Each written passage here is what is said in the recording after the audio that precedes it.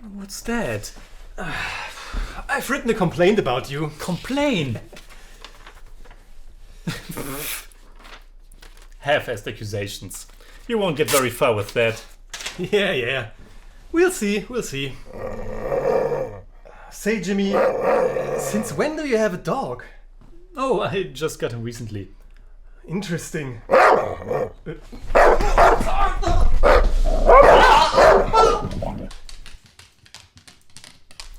Good boy. Well, what to do now?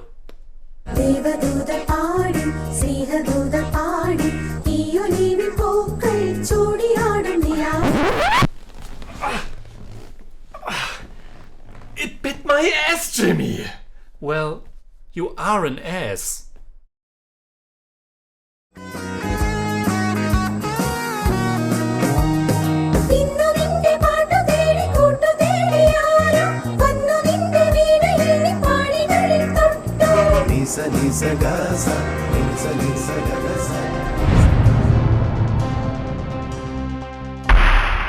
Servus Freunde, my name is Jimmy Cage. And I'm Deniz, the Buddymeister. We have reviewed more than 400 Indian movies on the channel, and today's one was once again picked directly for us by one of our awesome Malayalam Satire supporters.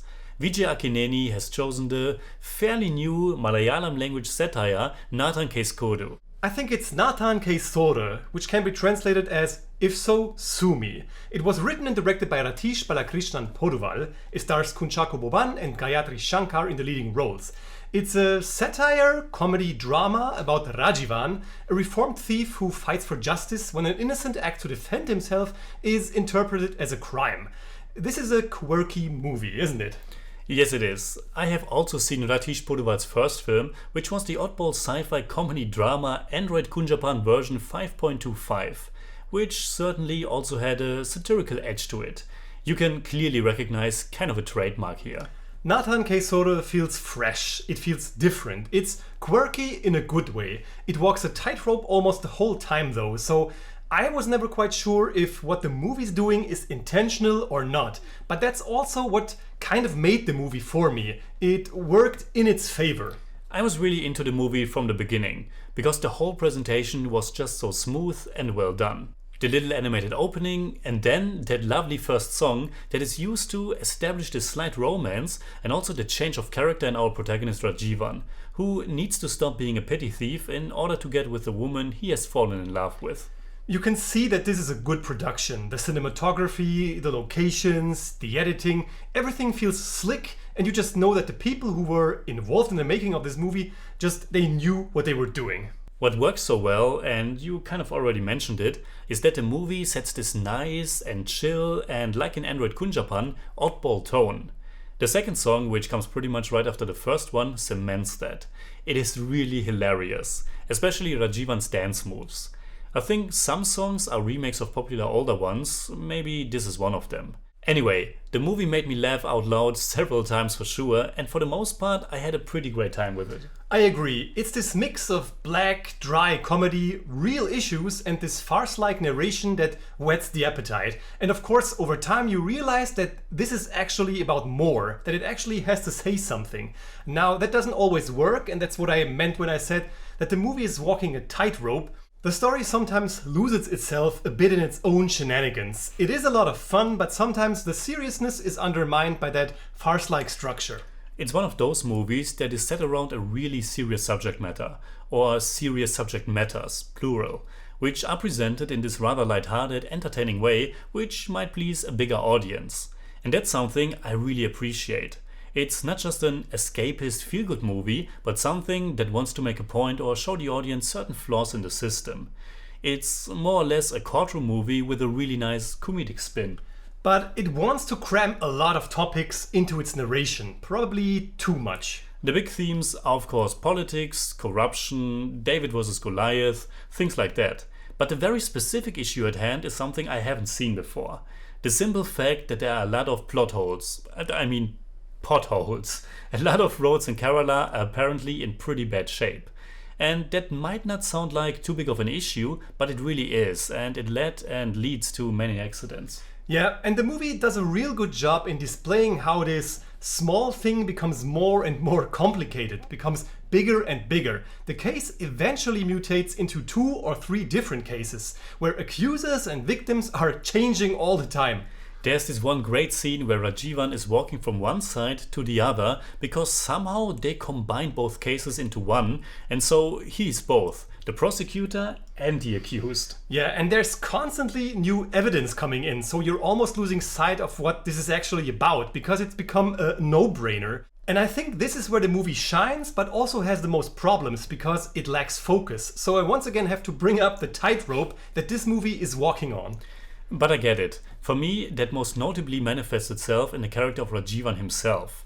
I was rather unsure for a long time if the movie wanted to play with the notion that Rajivan might not tell the truth after all.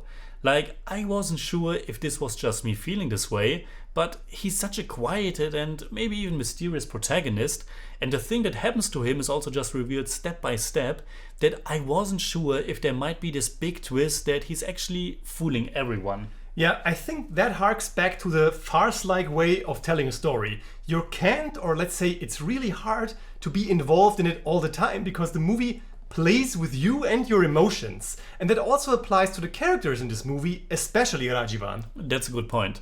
To me, it felt a bit odd that this ordinary guy, who was once a thief, is now so interested in this bigger political picture and capable to pull this off.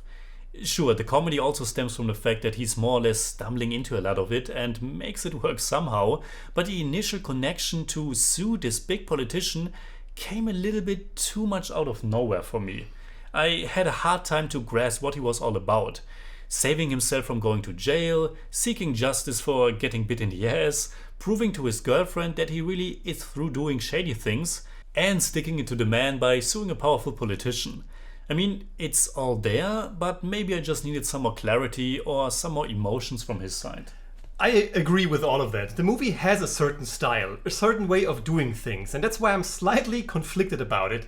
I really liked how we get a glimpse of the problems of all these workers that are not able to earn enough money and need to find some kind of side hustle to make ends meet, or how all this bureaucracy and talk lulls some of the lawyers to sleep. And of course, the judge and his doves. The judge and the performance by Balakrishnan are one of the biggest highlights for me. He's responsible for some of the movie's funniest moments, but he isn't a total caricature either. And neither are the bad prosecutors who want to put Rajivan behind bars. There's this satirical approach to it, and I'm not so sure how accurate or authentic this whole proceeding really is. It's certainly very different from what it would be here in Austria or Germany, but we are of course no experts when it comes to the Indian legal system. The way it is portrayed here certainly makes sure that the movie is never boring or anything. The dialogue is well written, and like we said at the beginning of this video, the cinematography by Ratheesh is pretty neat. It's really nice. There's this one scene that stood out for me. It's done in one long continuous shot, in which the camera is positioned behind the judge, and we pan from one side to the other, depending on who is addressed. And by that, we as the audience get to see all the people who are taking part in this whole hodgepodge of a case. It's a circus that's full of clowns at times, and that's how the comedy and the deadpan sense of humor work in this movie. Sometimes it's blunt and overt, and sometimes it's very subtle, where everything is about the facial expressions or the reactions. Adding to that is also the editing. In the first half, the movie has this really nice flow, and the transitions are really sharp and also funny. The movie's a bit too long though, it's about 140 minutes. It's slightly too long, yes, and a little bit repetitive with the witnesses and how they are discredited because of drugs and stuff. And I thought that the climax was a bit anticlimactic. And why a new judge at the very end? I don't know, but I was surprised too. Anyway, NNA THAAN CASE KODU is a good movie, and I would recommend giving it a shot. Me too.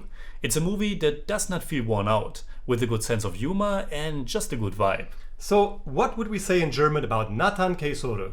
Auch wenn die Erzählweise und die Charakterentwicklungen hin und wieder etwas unfokussiert und seltsam erscheinen, bleibt NNA THAAN CASE KODU erfrischend anders und unterhaltsam. I give NNA THAAN CASE KODU 7 out of 10. It's more like 7.3. But I don't do that. For me, it's also 7 out of 10. It's more like 7.4, but I don't do that either.